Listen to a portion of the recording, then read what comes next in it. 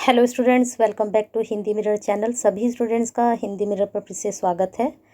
आज की जो वीडियो का हम कंटेंट लेकर आए हैं स्टूडेंट्स के लिए, तो अभी फ़िलहाल में हमने आपको जानकारी दी थी कि उत्तराखंड ओपन यूनिवर्सिटी से एमबीए और बीएड के जो हैं एडमिट कार्ड आ चुके हैं और सभी स्टूडेंट्स का पेपर भी हो चुका है 18 को। तो एमबीए की और बीएड की जो है इन्होंने आंसर की भी रिलीज़ कर दी है। तो चलिए पूरी जानकारी आपको बताते हैं। जो इनका अनाउंसमेंट हुआ है उसके बारे में आपको पूरी जानकारी हम देते हैं। अब यहाँ पर जो अनाउंसमेंट हुआ है, अभी मैंने आपको बता दिया है कि एमबीए के बारे में हुआ है और उत्तराखंड ओपन यूनिवर्सिटी में जिन भी स्टूडेंट्स ने अपना पेपर दिया था तो उसकी आंसर की इन्होंने जारी कर दी है। उसको बताने से पहले जितने भी स्टूडेंट्स हमें देख रहे हैं तो जल्दी से सब्सक्राइब कर लीजिए, बेल आइकन हिट कर दीजिए, जिससे नई वीडियो के नोटिफिकेशन आपको टाइम से मिलते रहें। क्योंकि आप बेल आइकन हिट करते हैं तभी आपको जो नोटिफिकेशन प्राप्त होते हैं और जितनी भी वीडियो बनती हैं उसके बारे में आपको पता चलता है। और जितनी भी हम ये यूनिवर्सिटी हैं, जैसे कि आपके उत्तराखंड ओपन यूनिवर्सिटी है, श्रीदेव सुमन है, और साथ में एचएनबी की जितने भी न्यू नोटिफिकेशन आते हैं एग्ज़ाम से संबंधित, एडमिशन संबंधित, आप तक वो सारी जानकारी पहुंचाई जाती है। तो बने रहिए हिंदी मिरर के साथ। चलिए बताते हैं आप किस तरह से अपनी आंसर की चेक कर सकते हैं। अब यहाँ पर देख लीजिए, जो आपका एग्ज़ाम हुआ था तो ये सरफेस आपके सामने है। MBA, MCA, BEd special entrance exam for answer key यहाँ पर लिखा है। तो यहाँ पर जैसे ही आप ये देखेंगे और इस पर क्लिक करेंगे ऐसे, तो ये आपकी आंसर की ओपन हो जाएगी। अब यहाँ पर उन्होंने पहले नोटिस डाला है, MBA, MCA, BEd special entrance exam 2022 का जो आपका एग्ज़ाम हुआ है उसकी आंसर की के संबंध में सूचना। अब सूचना पहले देख लेते हैं क्या लिखा है इन्होंने सूचना में।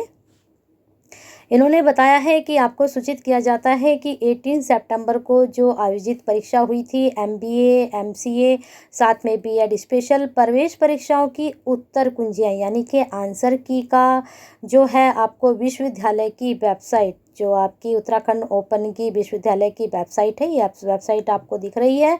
यहाँ पर अभिवर्तक को सूचना प्रसारित कर दिया गया है कि यदि किसी अभिवर्तक को किसी प्रश्न व उत्तर में विकल्प में कोई आपत्ति है तो वह दिए गए इस वाले मेल पर क्या करेगा, अपनी आपत्ति को भेजेगा और विश्वविद्यालय द्वारा जारी जो निर्देश हैं उनको 24 सितंबर कब तक, समय रात्रि के 11 यानी कि 12 बजे तक भी आप अपनी जो ऑब्जेक्शन है भेज सकते हैं।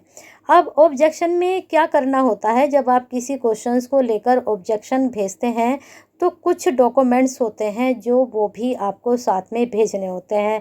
तो यहाँ पर आप देख लीजिए, आपको जो भी प्रश्न पर आप आपत्ति कर रहे हैं, ऑब्जेक्शन उठा रहे हैं, उसके प्रमाण, ठीक है, प्रमाण आप कहाँ से देंगे। ऐसे ही नहीं आप कहीं से भी कि मॉडल पेपर से उठा के आपने दे दिया या फिर किसी ऐसी ही बुक से उठा कर दे दिया।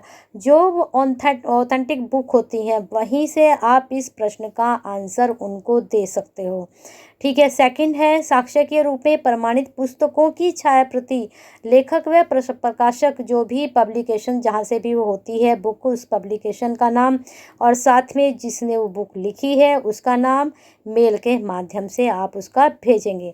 आप उसका फ़ोटो खींचेंगे, एक पीडीएफ बनाएंगे और उस मेल पर उसको पीडीएफ को सेंड करेंगे। अन्यथा आप जो दावा कर रहे हैं कि ये क्वेश्चन सही नहीं है, इसका आंसर सही नहीं है, इस क्वेश्चन के ऑप्शन सही नहीं थे, तो वो सब आपका कैंसिल कर दिया जाएगा। तो मैंने आपको बता ही दिया है कि अगर ऑथेंटिक बुक ने से आप नहीं भेज रहे हैं, ऑथेंटिक लेखक नहीं है, प्रकाशन नहीं है, तो आपकी आपत्ति नहीं मानी जाती है। तो अब यहाँ आगे इन्होंने कहा है कि आपत्ति दर्ज कराने हेतु दिए गए मेल के अतिरिक्त आप क्या कर सकते हैं, किसी माध्यम से प्रसिद्धि आपत्ति को स्वीकार नहीं किया जाएगा। इसके अतिरिक्त आप कुछ नहीं कर सकते हैं। आपके जितने भी ऑब्जेक्शन हैं, जितने भी क्वेश्चंस को लेकर हैं, तो आप वो सिर्फ मेल के थ्रू ही इनसे कर सकते हैं। तो आप इस बात का थोड़ा सा ध्यान रखें कि आप जो अपना ऑब्जेक्शन सेंड करेंगे तो वो आप मेल के थ्रू ही कर सकते हैं। नेक्स्ट है, निर्धारित समय के पश्चात आप कोई भी ऑब्जेक्शन वहाँ पर देते हैं, मेल करते हैं, तो उस पर वो कोई भी विचार नहीं करेंगे। तो इन्होंने अपने इंस्ट्रक्शन आपको दे दिए हैं। अगर आपको ऑब्जेक्शन देना है तो आप दे सकते हैं। साथ में कुछ इन्होंने कंडीशंस रखी हैं आपके लिए, तो वो कंडीशन फॉलो करते हुए आप ये सब अपना दे सकते हैं। क्या ऑब्जेक्शन लेटर या ऑब्जेक्शन मेल आप उनको कर सकते हैं। अब आते हैं आपकी आंसर की पर। अब यहाँ पर जो इन्होंने फर्स्ट डाला है एमबीए डाला है, फिर एमसीए डाला है, उसके बाद इन्होंने बीएड। अगर आपने एमसीए का दिया है तो आप एमसीए पे क्लिक करेंगे, एमबीए का दिया है तो एमबीए, और बीएड दिया है तो बीएड। अब यहाँ पर हम चलते हैं एमबीए पर। ये हमने क्लिक कर दिया है एमबीए का। यहाँ पर आंसर की आपकी आ चुकी है पीडीएफ फॉर्म में। ठीक है, अब ये पीडीएफ आपकी ओपन हो रही है। अब इसको देख लेते हैं। अब यहाँ पर आंसर की आप किस तरह से चेक करेंगे इसको हम बता देते हैं। आपकी जो आंसर की है एमबीए की, अब इन्होंने पूरा दे दिया है कि फर्स्ट का ये है, सेकंड का ये है, इसका ये है। पूरे 100 क्वेश्चंस आपके आए थे, उसमें कोई भी सबके सेम इन्होंने सेट, इन्होंने अलग से कोई सेट का नाम नहीं दिया। जैसे पहले सेट मिलते हैं ABCD करके सेट मिलते हैं, तो ऐसे सेट इन्होंने कुछ नहीं दिया। सीधा सीधा इन्होंने 100 क्वेश्चंस की आपकी आंसर की दे दी है। तो आप चेक कर लीजिए आपके नंबर कितने आ रहे हैं। अभी एक इन स्टूडेंट्स की हमारे पास क्वेरी आ रही थी कि मैडम इसमें पास आउट के लिए क्या होता है। तो आपको बता दें, इसमें पास तो मोस्टली सभी हो जाते हैं, क्योंकि 100 में जो पासिंग मार्क्स होते हैं वो 33 होते हैं। लेकिन यहाँ पर क्या होगा, एक मेरिट बनेगी आपकी।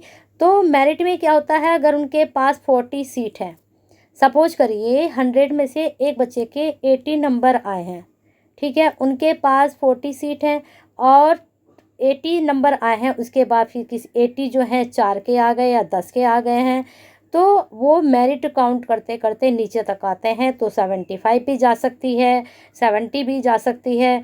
तो इसे पासिंग तो मार्क्स तो सभी ले आते हैं, लेकिन एडमिशन किनका होगा, जिनकी मेरिट में नंबर आएगा। ठीक है, तो ये प्रोसीजर होता है सभी कंपटीशन का। आप इसके अलावा भी और भी कोई कंपटीशन देने जाएंगे तो वहाँ भी यही प्रोसीजर होता है। मेरिट बनती है, मेरिट के हिसाब से जितनी भी सीट होती हैं उसके हिसाब से अगर उनकी सीट फुल हो जाती हैं और 75 जिस बच्चे के नंबर हैं और यहाँ तक आते आते उनकी 40 सीट फुल हो चुकी हैं, तो वो 75 पर ही मेरिट को रोक देते हैं। नहीं होती हैं तो वो इससे नीचे आ जाते हैं। कभी कभी ऐसा भी होता है 60 पे भी आके रुकती है। तो मेरिट का कुछ पता नहीं होता है, वो बच्चों के ऊपर डिपेंड होता है कि कौन बच्चा कितने नंबर लेकर गया है। तो इनकी मेरिट निकलने के बाद आप देखना कि आपके नंबर कितने हुए हैं। 100 में से आप 80 में आ रहे हैं या 70 में आ रहे हैं, तो अपनी मेरिट निकालेंगे, तब आप अपना इसमें अप्लाई कर सकते हो। बाकी जैसे जैसे प्रोसीजर आता रहेगा तो मैं आपको बताती जाऊंगी। तो बने रहना है हिंदी मिरर के साथ। लाइक कीजिए, शेयर कीजिए और कमेंट जरूर कीजिए। और अभी तक हिंदी मिरर से नहीं जुड़े हैं ऐसी ही यूजफुल वीडियो के लिए तो जुड़ जाइए, और आने वाले टाइम में आपको इस तरह की वीडियो हमेशा मिलती रहेंगी। लाइक करना है, शेयर करना है और कमेंट में जो है अपनी क्वेरीज ज़रूर सेंड करनी है। जो भी आपके क्वेश्चंस होते हैं वो ज़रूर आप पुटअप किया कीजिए। तो करिए, शेयर कीजिए, लाइक कीजिए और बने रहिए हिंदी मिरर के साथ।